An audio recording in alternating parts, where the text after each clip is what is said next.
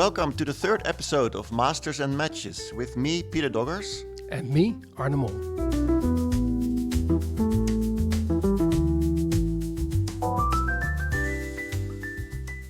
Arne, welcome back for a new episode. The topic this time is the famous episode called Toiletgate.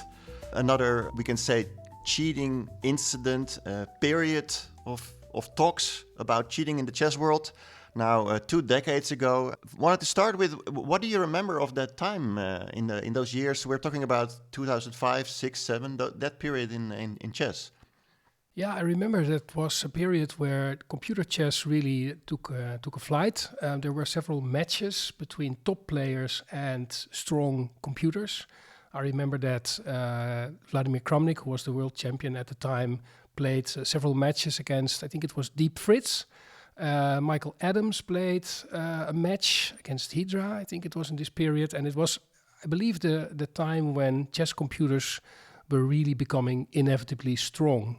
And a force to reckon with. So it was a time when, this development was influencing the chess world. I remember I wrote a couple of articles on the Chess Vibes website about this topic and about cheating as well. And that is also very much linked to the topic of this episode. Yeah, I also remember that there were coming up more and more cases in open tournaments where amateurs were being caught, not yet with smartphones, because I believe the first iPhone was launched in 2007. But there was a brief period where you had this thing called Pocket Fritz running on devices that you couldn't make phone calls with, but they were really like mini tablets, mini computers in your hand. Sometimes with a stylus to operate them. And there were amateur players in all kinds of tournaments being caught with using that during games. But in this case, we're talking about a situation where the absolute best players in the world were suddenly involved in something, well, at least allegations of cheating in that period. So Toiletgate refers to what happened during the 2006 World Championship match between Vladimir Kramnik and Veselin Topalov in Elista, Russia. But I think things started about a year before, wouldn't you say? Yeah, there was this big tournament in San Luis, 2005. I think at the time, Rustam Kasimdzhanov was the official FIDE world champion. Vladimir Kramnik had won a match against Peter Leko, I think in 2004. Well, he tied it and he kept his title, yeah. Yeah, he retained the title. But this San Luis tournament was a big event, and this was also, I think, the first tournament where there were some cheating incidents. Maybe we can start with that rather than with the match itself. Yeah, it was a remarkable tournament because Topalov, already 30 years old, he started with a draw and then suddenly wins 6 games in a row. Amazing performance. Yeah, and speaking of performance, his performance rating was actually 3,177. So that was 389 points higher than his rating of that point, 2788. So he had already won 24 ELO points. And in fact, he broke the 2,800 mark. And he was only the second player in history to do that after Garry Kasparov.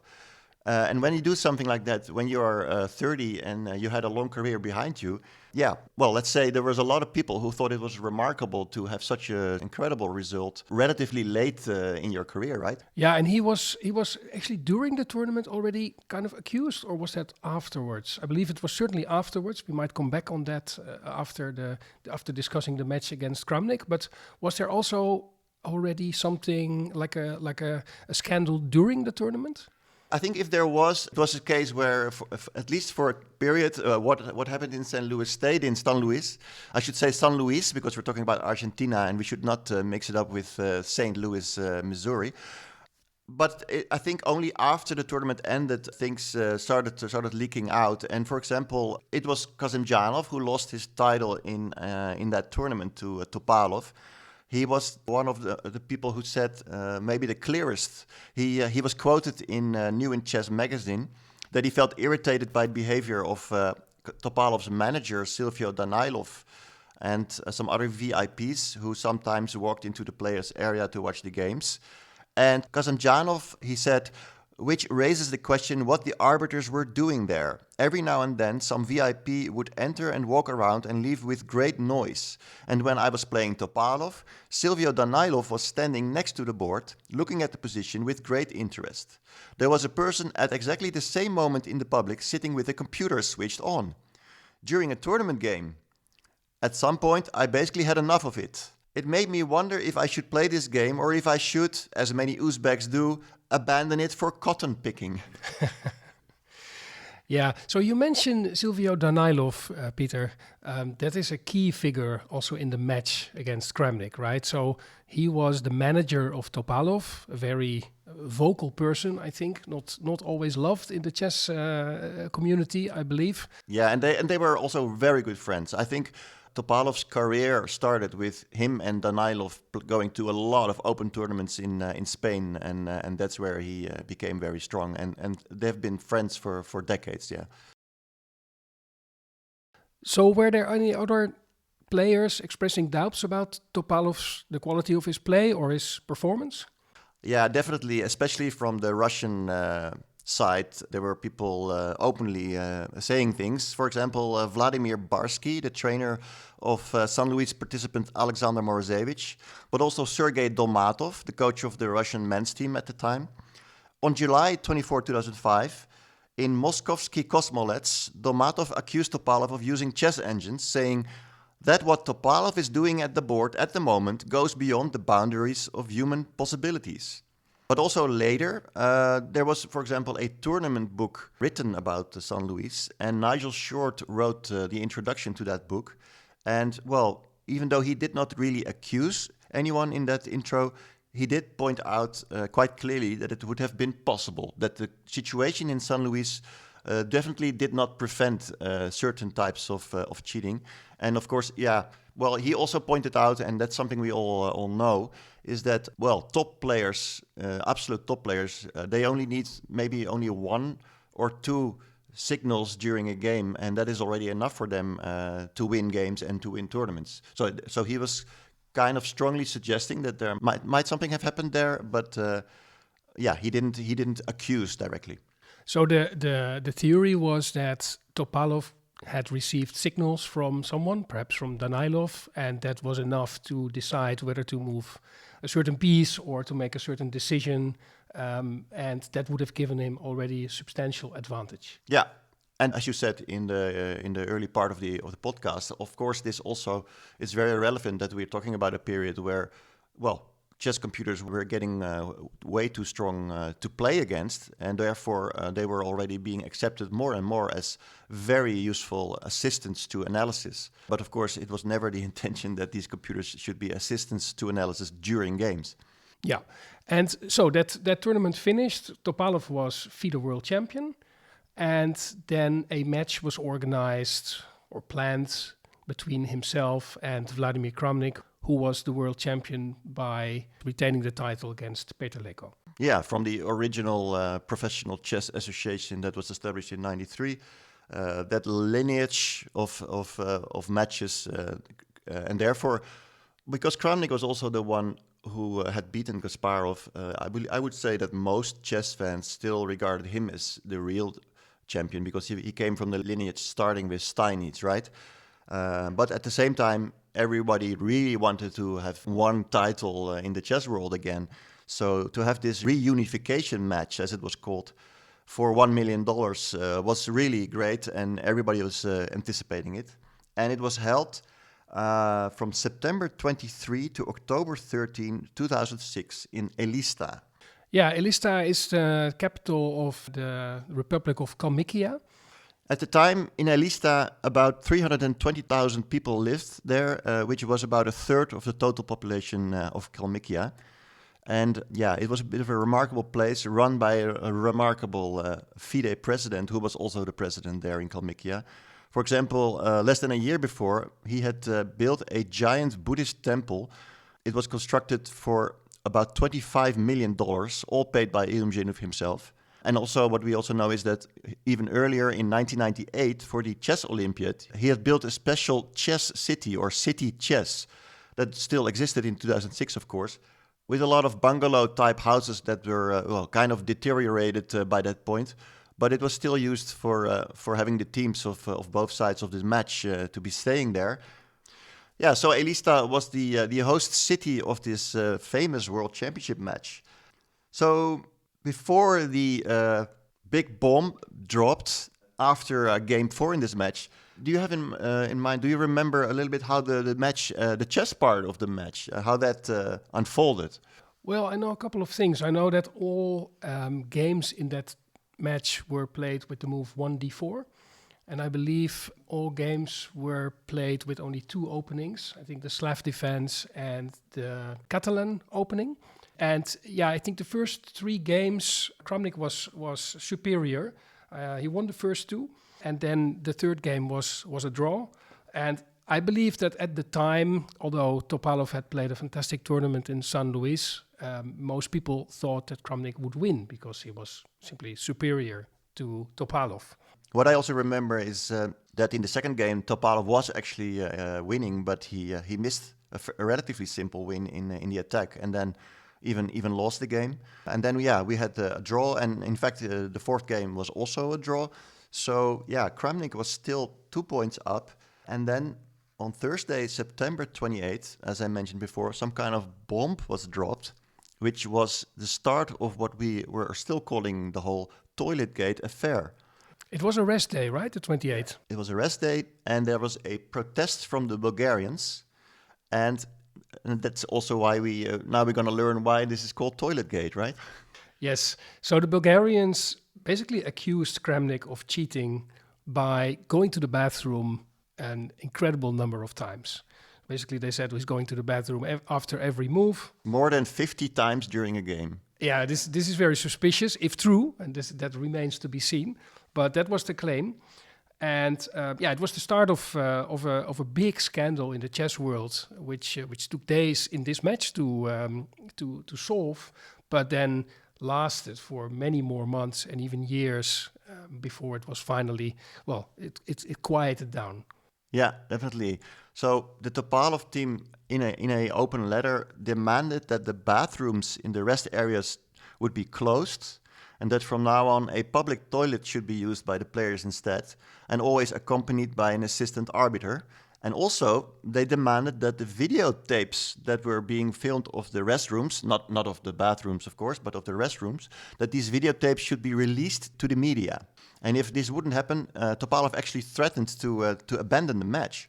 So again, let's think about the theory. So the theory was that Kramnik went to the bathroom and there he got assistance from a computer.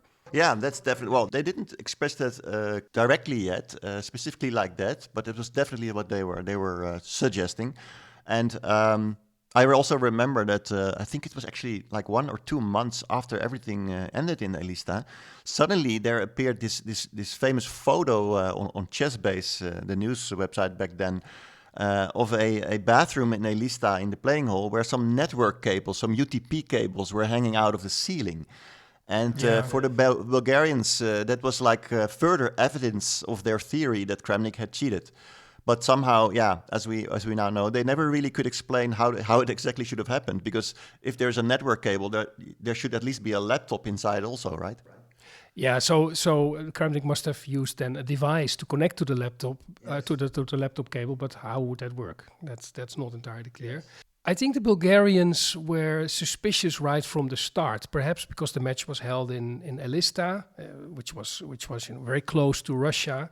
And I remember that when I wrote a review of Topalov's book about this match a couple of years later, it struck me that in that book, Topalov, but also Danailov, were very suspicious in general of anything Russian. And I think this must have contributed to their paranoia about this cheating possibility and about the toilet being visited so often by Kramnik. Also because, of course, all the allegations that I expressed from Domatov and from Barsky. So a lot of the allegations actually came from the Russian side before. Yeah, it all added up. And I think they were probably not happy with the location, Elista itself. It was a bit of a dodgy place to be honest. I think there's some dubious things had happened there in the past. There had been the murder of a journalist to which Ilumzhinov was also somehow implicated or associated. And I think at that time, I think it was clear that Russia was on the wrong side of history in many areas. I think they made that allegation hoping that something would happen, but I don't think they foresaw what actually happened. No, indeed.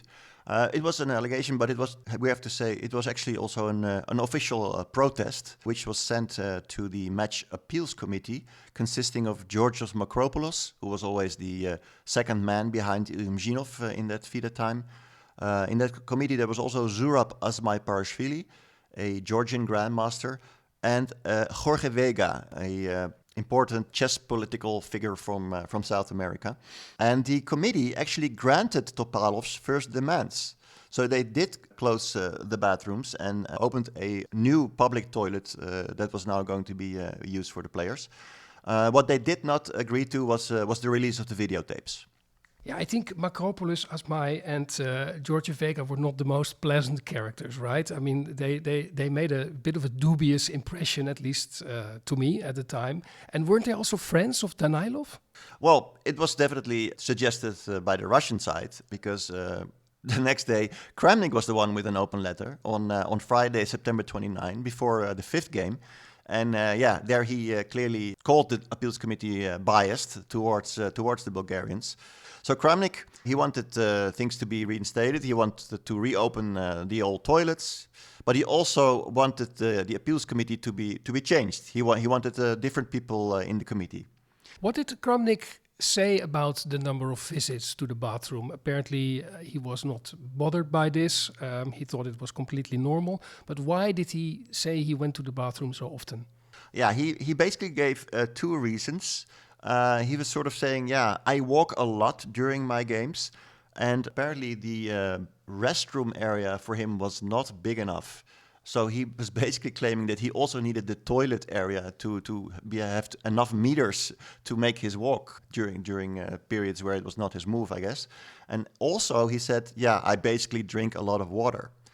It's interesting to note, by the way, that when Silvio Danailov was interviewed after the match, he said that drinking a lot of water by Kramnik was a lie, because during 5 hours of tape, the guy drank half a glass of water. Half a glass.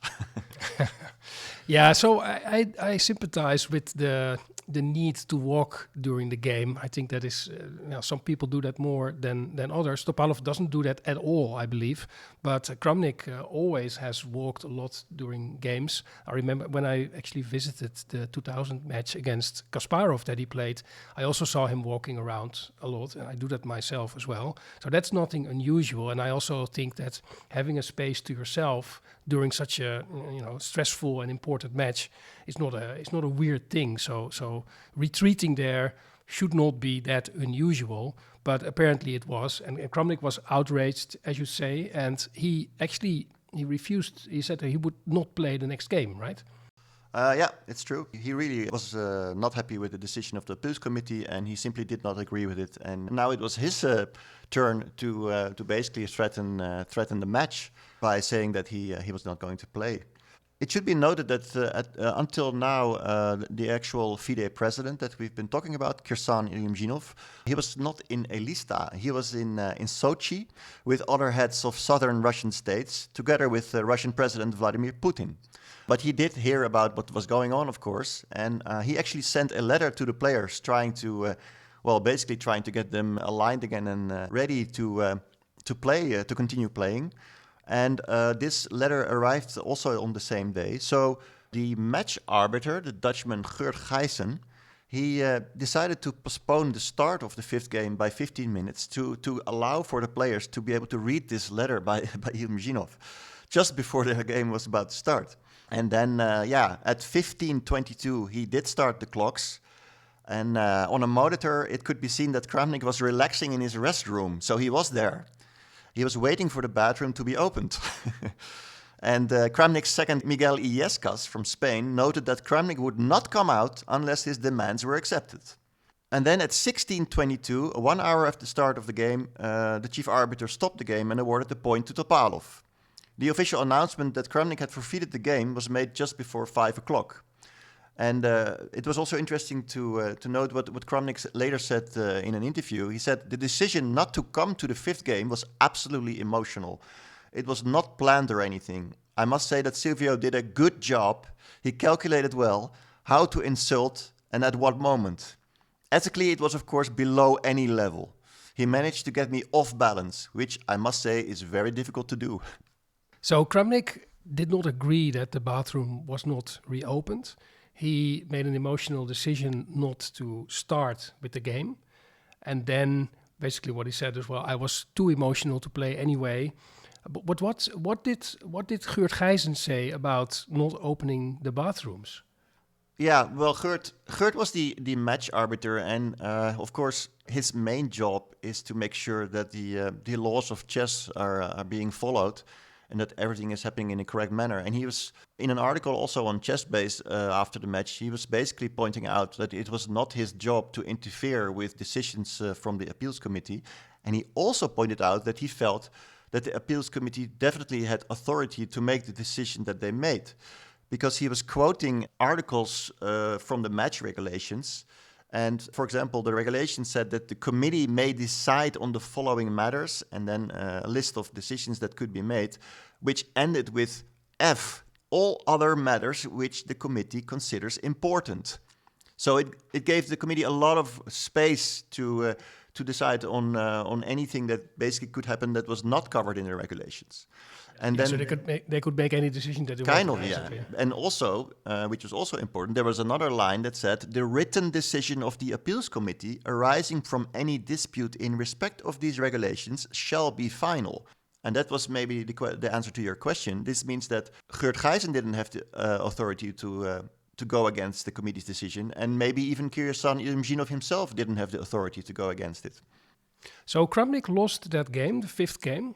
The standing was now he still had a lead of 1 point, right? I think it was now 3-2. That's true. Yeah. He lost the game 5 by forfeit, and of course also this was 34 years after Fischer lost the second game in Reykjavik to Spassky by forfeit. Yes, it was a very similar situation because Fischer also refused to play at all. Okay, so what happened then? So the sixth game, it started, right? I mean, the match was not abandoned, so something must have happened that made Kramnik change his mind. Yeah, well, maybe it was Kirsan after all. Kirsan had now flown back to Elista. He spoke to all parties, and he was trying to resolve everything, but there was not enough time yet to resolve everything before the next game was scheduled, which was Monday, October 2. And that was game 6, and the chess world was just like in 72 maybe. The chess world was kind of waiting and hoping that this game at least would be played. Perhaps Kramnik realized that this was his only opportunity to win the overall title, the reunification match. So he decided to play on anyway. He was still leading, and maybe he simply brushed aside his emotions and thought about the general chess public. Mm-hmm. Yeah. Well, it turned out that just half an hour before the scheduled start, he issued a statement, and he said that he will actually play the game. But, and that's very important, he would play it under protest and conditional to a later clarification of the status of game 5. So he still hadn't given up on that forfeit loss of the fifth game. And he actually said in his statement, I had to assess between personal interests and those of the entire chess world. Yeah, and no evidence was actually presented, right? So cheating, how did it happen? Not entirely clear. Bathroom visits, yeah, a lot, but yeah, not yet. Not yet. No. So there was no evidence. The sixth game, I guess it didn't happen on that day afterwards, but 1 day later. The match continued, and this game was played. It was a relatively quick draw. Kramnik was very solid with black, and so, at least the match was still underway, and Kramnik was still leading by a point. And also should be noted that this scandal was quite big by now. There had been already several open letters signed by well-known grandmasters in support of Kramnik. So the favor in the chess world was tipping towards, which is not surprising, towards the player who was accused without evidence, right? So it's not a surprise maybe that most people chose the side of Kramnik by now. And the story was now dubbed Toiletgate and was covered by media such as the New York Times and The Guardian. So it was really getting pretty big. So the seventh game was also a draw, but after that game, another smaller perhaps, but still another scandal started as well, right? Yeah, I think you could say that just when we felt that things would maybe quiet down and we were going to focus on the actual chess again, something new happened because during the seventh game, Silvio Danailov came into the press room in Elista and he started handing out pieces of paper that showed Fritz 9 analysis. So the engine Fritz, the ninth version of ChessBase's chess engine Fritz. And the analysis was showing coincidence statistics of the moves by GM Kramnik. According to Danailov, out of the first 5 games, well, the first 6, but without the forfeit game, of course, 78% of Kramnik's move matched with the first line of Fritz 9. Yeah, that's so strange. I mean, this very same argument is now made by Kramnik himself against several top GMs in modern times, right? So he's also saying, well, some statistical analysis kind of prove or demonstrate that certain grandmasters are cheating. But that was actually then the argument against him back in 2006, made by the Bulgarian team. It's so weird how history sometimes repeats. Definitely. And after the match, in an interview, Danailov even said, like, these were no accusations, these were just statistics. I showed these statistics. Why not? So this also is quite similar to what we have seen Vladimir Kramnik doing on X or Twitter in last 1.5 years. He doesn't want to say that he was accusing. He's just showing the numbers. And, now famously, he would often add the word interesting to these numbers. But if you would ask him, were you accusing anyone, he would not agree to that. So it's the same line of reasoning, I think. And also very interesting how Kramnik responded in an interview to these statistics, because Kramnik said, these accusations of the percentage of computer moves were quite funny. Some people on the internet checked this and found out that Topalov's percentage was slightly higher. This was not mentioned in the letter. So he's sort of ridiculing the numbers himself as well. And to be honest, well, many people have ridiculed Kramnik's recent numbers about online cheating as well. So yeah, obviously one of the reasons why we picked this whole topic of Toiletgate is that we see all these parallels with what's been happening in the chess world in the last 2 years. Yeah, and it must have made an impact on Kramnik during the match, because he lost the next 2 games, games 8 and 9. And you can't help noticing that some players in these days also are very much impacted by Kramnik's accusations. Right. Yeah, exactly. It was, you could say right after these accusations with Fritz 9 from Danailov to light that Topalov also manages to score 2 points in a row. Especially in the 8th game afterwards, it was said that Kramnik really didn't play well. Topalov outplayed him in a rook and 2 knights versus rook and rook endgame. And then in the 9th game, Topalov scores again, and he leads for the first time in the match. He actually played quite a powerful game, maybe one of Topalov's best games in this match. And suddenly he leads by 1-0, but it wouldn't be for long. No. Kramnik played very badly in games 8 and 9. Yevgeny Bareyev writes in his book about the match, or it's a book about several matches. It's called From London to Elista, and written by Bareyev and Ilya Levitov. He wrote that Kramnik didn't conduct the last 2 games even at master level. So he played very badly. But as you mentioned, in game 10, the game afterwards, it was Kramnik who won again due to a pretty terrible blunder from Topalov. He lost very easily the exchange with a simple fork, and now the match was tied again. Yeah, this was the second big blunder of Topalov, and we're going to see a third one later on, actually. So, Topalov was showing very up and down chess actually in this match after showing such great level a year before. Maybe he was also a little bit impacted by everything that was happening. I believe that things could not have not impacted Topalov also a little bit. What do you think? Yeah, no, it's difficult to concentrate on chess with all these accusations and open letters and these debates going on. It must have been very straining for both of them. Score was now 5-5 after 10 games. The remaining 2 games, game 11 and game 12, were also drawn. So it was a 6-6 tie after 12 games, which means that a playoff will be played. Yes, this was actually the first ever tiebreak in the history of World Championship matches, tiebreak of rapid and maybe blitz games. We are now very much used to this, but in 2006 this was actually for the first time. And I also like what Levitov and Bereev wrote about that in New in Chess. They were saying, this day really became an outstanding advertising campaign for chess and made people forget Toiletgate a little. Internet sites that broadcast the event were overwhelmed by the number of eager chess fans. Yeah, rapid games are always popular. I think many people would say that perhaps it's not the ideal way to end a serious or a classical chess match, but nevertheless, it was a very exciting day. So it was 4 games in total on the final day. The first game was a draw.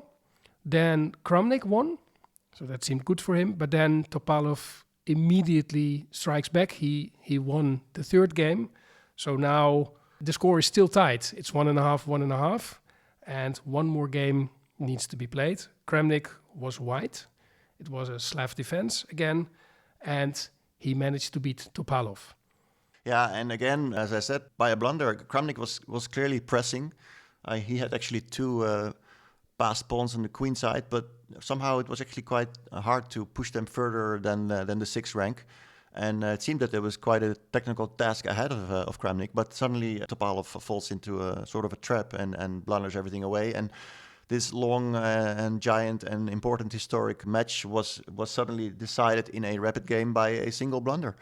Yeah, I remember Kramnik from the images that Kramnik jumped up and waved his fist in the air. It was a rare display of such emotion. I think he was always very restrained, but he couldn't restrain himself now because he became the undisputed world chess champion. So it's quite an achievement.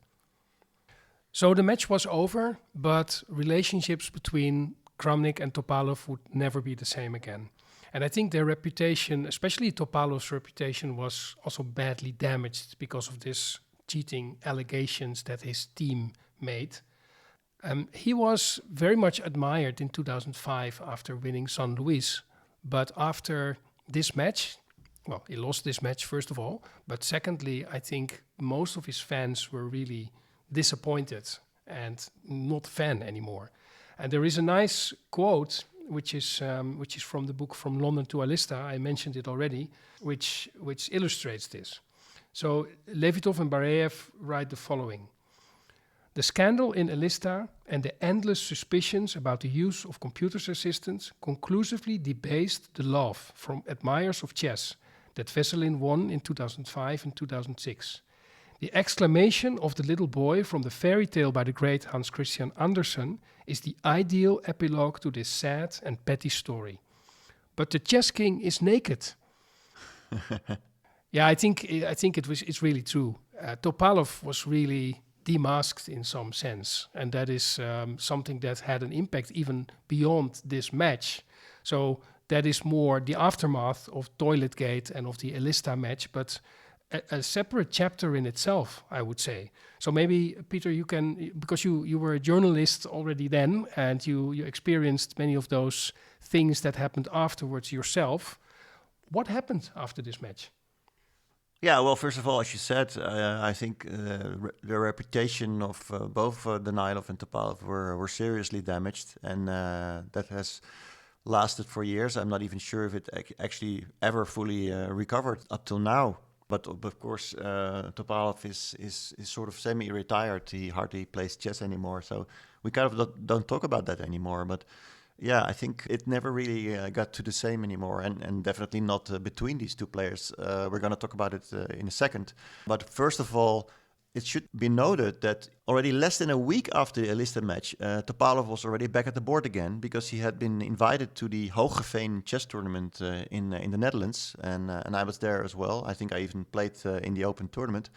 And Topalov was playing, and I think halfway this event, after like 4 days, Silvio Danailov suddenly appeared in the venue as well in the Netherlands.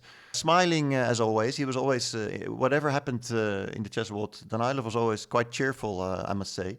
And quite an entertaining person. I think by now he even had the nickname of the Don King of the chess world. And and he came into the playing hall, and I remember because I saw him just when he came in, and he had this small toilet-shaped watch with him, and he was showing it to everyone. And at the bottom, it had etched the words Kramnik 2006. Apparently, it had been a gift of Jivko Gintchev, their PR man, and I believe also the writer of the book that you mentioned, right? Yes. After the match, Gintchev wrote a book called Toilet War. About this match. Yeah, tell us a little bit maybe about this book and what was maybe revealed in this book. Yeah, it's a very curious book. I reviewed it for Chess Vibes at the time. It contains of two parts. The first is really Gintchev's analysis of the match and the psychology behind it, which is, I would say, extremely biased in favor of the Bulgarians, and everything the Russians did was bad and suspicious and dubious. And there is a point to that, to be honest. I think it was definitely not very helpful that the match was held in Elista, that there were so many Russians there that could have triggered suspicion anyway, but it was completely overblown. It was really the match from an extreme Bulgarian point of view. But then there's also a second part to the book in which Topalov himself analyzes all the games, and he does that really well. Very objectively, he tells about his emotions and his psychological states, but in a pretty balanced way in general. Not everywhere, but that's also fine. So I had very mixed feelings about the book. I thought it was very journalistically sloppy.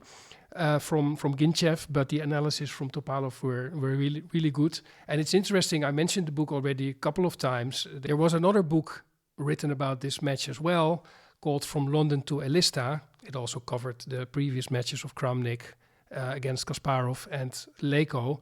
It was written by Bareev and Levitov. And that is a book very much from Kramnik's perspective. Also, interesting analysis, very, very technically strong analysis, but the journalistic part was kind of an interview between Bareev and Levitov. It's also pretty biased, although it does make some good points about Kramnik's state of mind, about what could have happened to him psychologically, not very pretty. And I think both books are curiosities rather than really serious analysis of what happened in this match psychologically. Maybe a third book still needs to be written about it. Mm-hmm. So in the end, did Kramnik ever come back to an explanation of why he visited the toilet so often during the first couple of games? Yeah, well, the closest to an explanation was actually from an interview with Dirk-Jan ten Geuzenam in the last magazine of 2006 of New in Chess. And there, Kramnik said the following. Firstly, I was not going so often. It was not 50 times. I don't know why he was lying in this press release, but I don't have to give an explanation. It's my absolute right to go there as often as I want. But if you want me to give an explanation, I can do so. First of all, sometimes I want to go to the toilet. That's quite normal. Secondly, everybody has these habits during a game, and I like to walk a lot. You could notice this at any tournament. So in this interview, Kramnik actually kind of just repeated what he had said earlier, which is that he simply wants to walk a lot during games and that the area to walk was not big enough. And then he added, when you are doing this, you are thinking about the position and you don't even know where you are going. And sometimes I would go there to splash some water on my face. Every chess player knows that during a game you go to the toilet more often than usual. That's all. So yeah, not a very convincing explanation after all.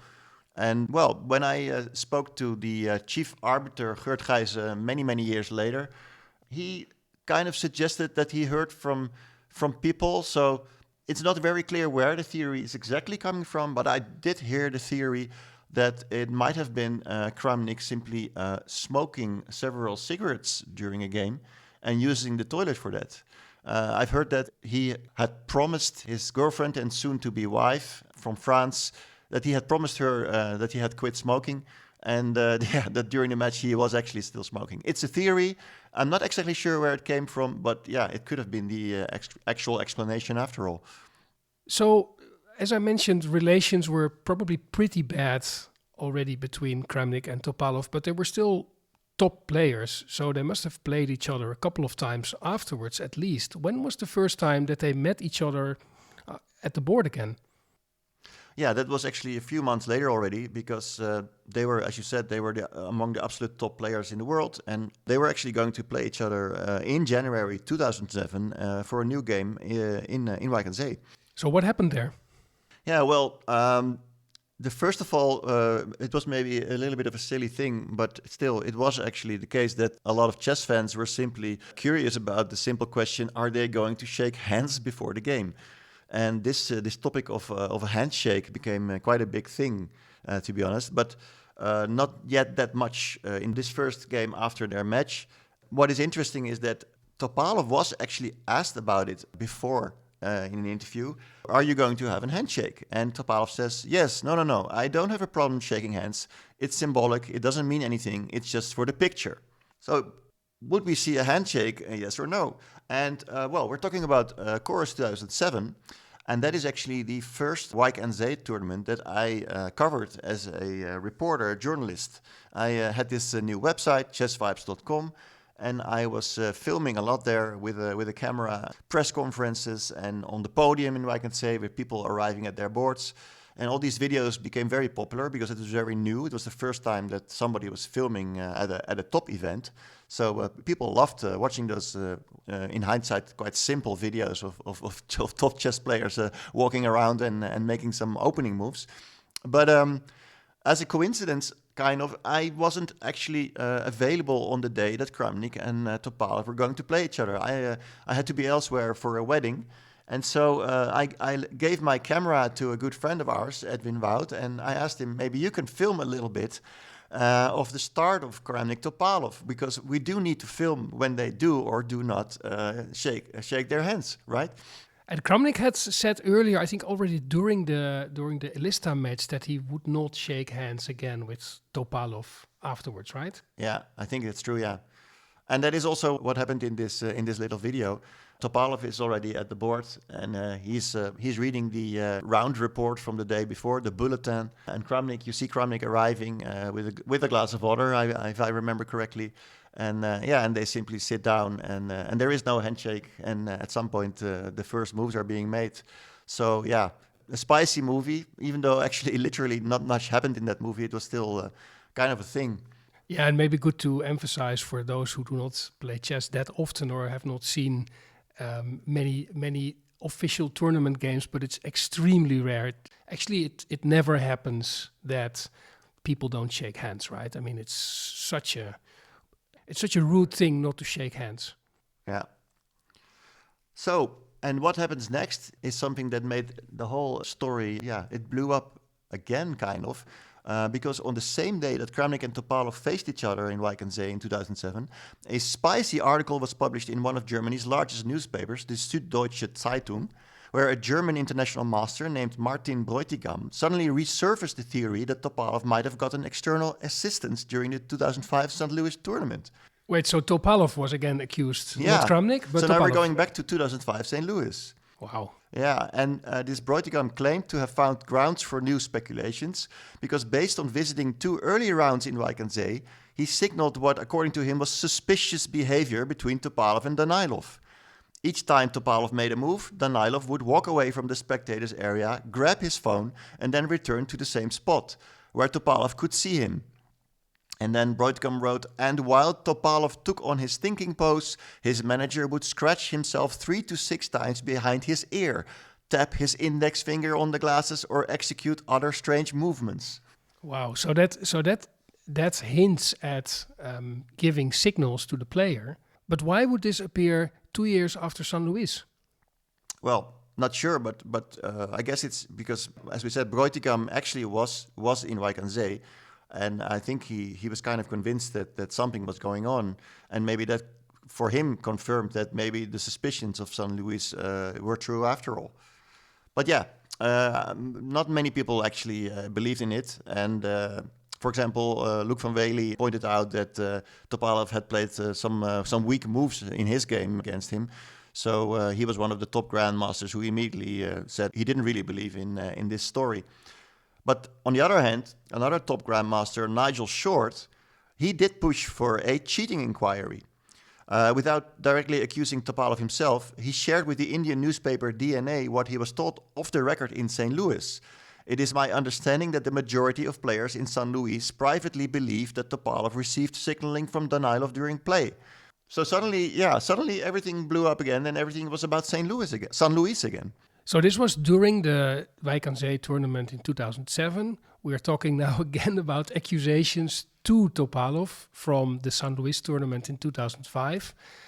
After the 2006 match in which Topalov accused Kramnik. It's difficult to follow, I think. Well, it gets even more complicated because something about the 2006 Wijk aan Zee tournament is now also appearing. So something that happened between San Luis and Elista. After the 2007 Wijk aan Zee tournament, a video is published by the Russian newspaper Kommersant, supposedly filmed by a Dutch amateur, which showed similar suspicious behavior from Danailov and Topalov in Wijk aan Zee 2006. It wasn't you, right? In January 2006, I hadn't even started my blog yet. Yeah. And also in this video, you can see Danailov standing near the stage, looking at Topalov, oftentimes leaving and then pulling out his cell phone before leaving the playing hall even, and then returning back to the game. But yeah, at the same time, that is all you can see, and there is no further proof. So what can we make of a manager walking back and forth, getting to his phone? It can mean anything. It can be meaning cheating. What should we think of that, right? But at the time, it was still allowed to use your phone in the playing hall. That's no longer allowed. No, actually, that's true. Since a few years, even spectators are not allowed to have their phone running anymore. Yeah, no. Different times. But I would still believe that in those days, a manager should also not be allowed to have a phone with him. But yeah, it was crazy that suddenly the accusations towards Topalov and Danailov flared up again, which maybe was also a reflection of the state of the chess world that was very much on the side of Kramnik, and they really felt that he had been accused unfairly in Elista. And apparently many of those people felt that it was actually Topalov who was the one cheating after all. Yeah, such a strange period. But you mentioned Nigel Short, and I think there was another person in the chess world pretty well known who also believed that Topalov was the one cheating, right? Yeah, and that is something I found out in a rather strange way, I must say. So we were talking about January 2007. I had been filming already for a few days from Wijk aan Zee, and my videos were very popular. And suddenly I got an email from Frederick Friedel, one of the co-founders of the chess-based company and also the editor-in-chief of what was at the time the most important news website for chess, chessbase.com. And he emailed me, I'm going to Wijk aan Zee, and Peter, can we meet? So I shared this email with you and other friends, and we were like, what is going on, right? And to be honest, I kind of felt like maybe he is going to offer me a job, like can you make these videos for ChessBase perhaps? So I was quite interested in meeting him. And so I remember sitting down with him and my friend Edwin in the cafe area of the Moriaan, the playing hall in Wijk aan Zee. And to my surprise, Mr. Friedel did not offer me a job. It turned out that he was actually convinced that Topalov had been cheating in San Luis and in Wijk aan Zee, and he was actually hoping to collect evidence. And perhaps the Dutch up-and-coming journalist could use his video camera to film Danailov and Topalov. So he was asking you to evidence any cheating by Topalov during that Wijk aan Zee tournament? Yes, exactly. Well, I politely declined the request. I really didn't want to do that kind of job for someone else. And I did continue filming, but that was not something I was very eager to do. Yeah, I think it's also a bit strange to suddenly suspect Topalov of cheating during that tournament. There was no evidence for that, right? There was no evidence, but I do remember that people found it a bit funny that Danailov was constantly among the spectators on the other side of the podium. And he was spending a lot of time at Topalov's board, and he was walking back and forth and sometimes grabbing his phone. So yeah, it is what you want to see in the actions. But I can kind of understand that people were feeling that it was suspicious behavior. And then, as we're talking about games between Kramnik and Topalov after Elista, it was actually another full year before they would meet again. And that was their game again in Wijk in 2008. Okay, so they didn't play anything in between? It was the next event I in believe Wijk. We're talking about their next classical game because, if I'm not mistaken, they were also both playing in the Amber Blindfold and Rapid tournament in March 2007. But their first official classical game was a year later in Wijk. And that was a very famous game, it turned out to be, because Topalov won in pretty brilliant fashion. Yeah, this was this famous Slav anti-Moscow game where Topalov actually sacrificed his knight on f7 on the 12th move. And he won in fairly brilliant fashion. And then he basically thanked his young second Ivan Cheparinov for finding this move and that he could use it in his game to beat his biggest rival. Just to be sure, they didn't shake hands again, right? No, they didn't shake hands for this game either, and I don't think they've ever shaken hands again after Elista, to be honest. So you mentioned Cheparinov, but he played a game against Nigel Short in that same tournament, which also caused a little bit of a scandal, right? Definitely, yeah. We're still in the handshake topic. Short and Cheparinov, they were actually playing in the B group in that year. Ah, yes. And at some point they had to play against each other. And as we know, it was Short who had pushed for a cheating inquiry. And also he had written before that potential cheating could definitely have happened in San Luis in Argentina. So Cheparinov clearly wasn't very fond of Nigel at the time, you could say. And this showed at the start of their game because actually Cheparinov also refused to shake hands with Nigel Short before their game. Not another one. Not another one, yeah. So it was really the time of handshakes and no handshakes. But yeah, one thing we can say about Nigel Short is that he is always quite on top of rules and regulations. And Short actually knew of a recently introduced rule that makes the handshake or a similar form of greeting the opponent before the game had become mandatory in the FIDE regulations. So what did the English Grandmaster do? He went to the arbiter, who was also, by the way, unaware of that new rule, but eventually had to declare the game as a forfeit win for Short. Because Short extended his hand, I think, right? Yes, multiple times actually, because I also filmed this. What happened next is that on behalf of Cheparinov, Danailov appealed the decision. Danailov was basically the manager of both Topalov and Cheparinov by now. He appealed this decision of the arbiter and requested the game to be replayed on the first available rest day. That request was granted by the Wijk organizers because FIDE had published the new rule but hadn't officially implemented it yet. An eager Dutch video journalist, myself, traveled to Wijk during the rest day, set foot on an otherwise empty podium and filmed the whole matter, where this time Cheparinov was the first to offer his hand. With a feeling of drama, I edited Wilco's handshake blues under the video and posted it on YouTube. It was actually quite a successful video, as you can imagine. And the funniest thing happened actually afterward, because, well, actually it was Nigel Short who won quite a nice game.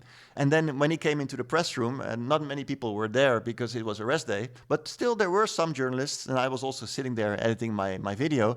And he triumphantly came into the press room and he declared, "There is a God, and he is not Bulgarian." Yeah, the whole story is so full of irony. First you have Topalov being accused of potential cheating, then he is accusing Kramnik, who is now in turn accusing others, and then you have this whole game forfeiting where Kramnik forfeits a game because he refuses to play, and then Cheparinov, who is in the Bulgarian team, forfeits a game because he doesn't shake hands, and then that is appealed and another game is played. It's such a repetition of history. It's really crazy. Yeah, it is. And, well, It also, this whole episode is actually also a reminder of the fact that, well, we have talked a lot about cheating in the chess world in the last 2 years, but it was a very, very big topic 2 decades ago as well, roughly in the period from 2005 to 2008. And I thought that the big lesson from that period always was that accusing someone of cheating without proper evidence can be just as damaging as cheating itself. And I thought that we had learned that, basically we shouldn't do that anymore, and we should only come up with very clear evidence, and maybe first go to FIDE and maybe first do proper investigations before saying out loud that someone has used assistance, someone has cheated.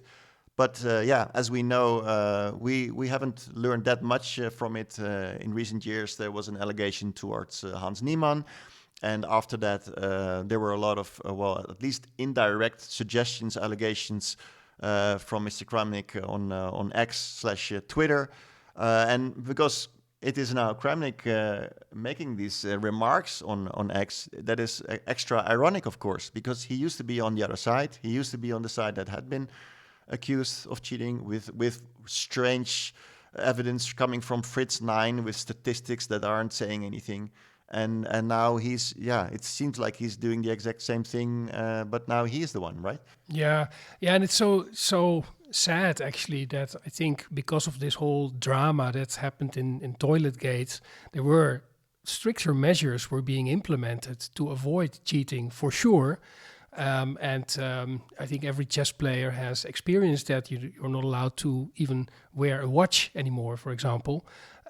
So that's a positive outcome, I think, of this whole match. But the accusations, and especially the public accusations, haven't gone away, and that is really hurting people. And I think Topalov and Kramnik themselves are good examples of players who really suffered the consequences, both of them, from accusations that could not really be proven in the end.